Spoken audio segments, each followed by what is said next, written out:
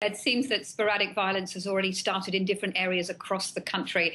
In the Nile Delta city of Tanta, that's about 90 kilometers north of Cairo, there are clashes there between Morsi supporters and security forces. Now, according to the Interior Ministry, crowds of Morsi supporters were trying to get to a government building. So the security forces fired tear gas and birdshot at the march to stop them.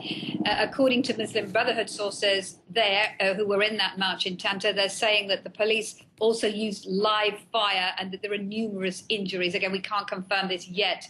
Medical sources are saying that 4 protesters have been killed in Ismaïlia, another city, and 8 in another city, in Damiette. Now, we are now getting unconfirmed reports of the deaths of protesters in the city of Suez as well. Here in Cairo, the Morsi supporters are marching through the city. There are reports of sporadic gunfire in different areas across the capital. Eyewitnesses in a march of around 2,000 strong on October 6th bridge near the Foreign Ministry have been reporting that they came under heavy gunfire and birdshot. They couldn't confirm at this point whether there'd been any deaths or injuries there. Now, on the 15th of May bridge, protesters are saying they came under fire too, but sources there are saying the march was met with tear gas because of a group of armed men in the crowd who returned fire. Now, military helicopters are tracking all of these marches as they head to the center of the city, to Ramses Square, where the main train station is. That's where they're going to be the focal point of the demonstration of the pro-Morsi protesters today. There are already people gathered there, although eyewitnesses too are reporting hearing gunshots coming from that square. Although it's not clear at the moment who was firing, but they're saying that they've seen at least two people wounded who've been evacuated by motorcycle. And Kathryn, the army has deployed en masse. Do we know how it plans to handle this high-risk situation?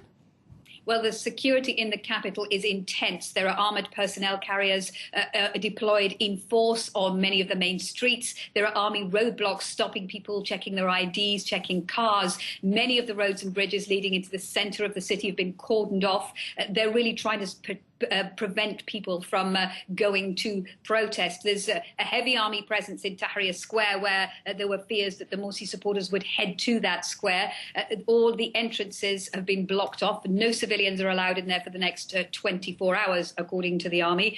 There's also armoured personnel vehicles in Ramses Square. That's, as I said, where the Morsi supporters are planning to converge. The Ministry of the Interior have authorised police to use live ammunition in self-defence and to protect state buildings. So it seems they're going to clamp down hard. Now, that, of course, means that there are fears that once again we could see a lot of violence erupting on the streets of Egypt. Now, a lot of people have just stayed home today. Many ordinary Egyptians are just battening down the hatches, staying in, afraid to go out.